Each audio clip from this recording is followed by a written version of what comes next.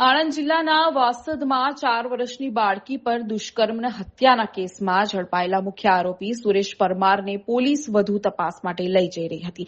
આ દરમિયાન કંથારિયા આસોદરા રોડ પર આરોપીએ ઉલટી આવવાનું બહાનું બતાવી પોલીસ વાન ઉભી રાખી. વાનમાંથી નીચે ઉતર્યા બાદ આરોપીએ અચાનક ચપ્પુ વડે પોલીસ પર હુમલો કરી 2 પોલીસ જવાનોને ઇજાગ્રસ્ત કર્યા.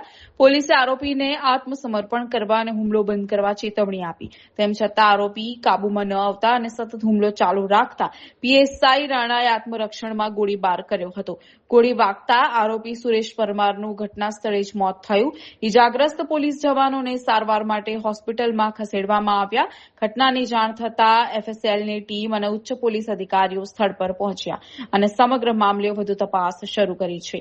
આ કેસે સમગ્ર રાજ્યમાં ભારે ચકચાર મચાવી હતી અને હવે આરોપીના એન્કાઉન્ટર બાદ પોલીસ કાર્યવાહી ફરી ચર્ચામાં આવી છે.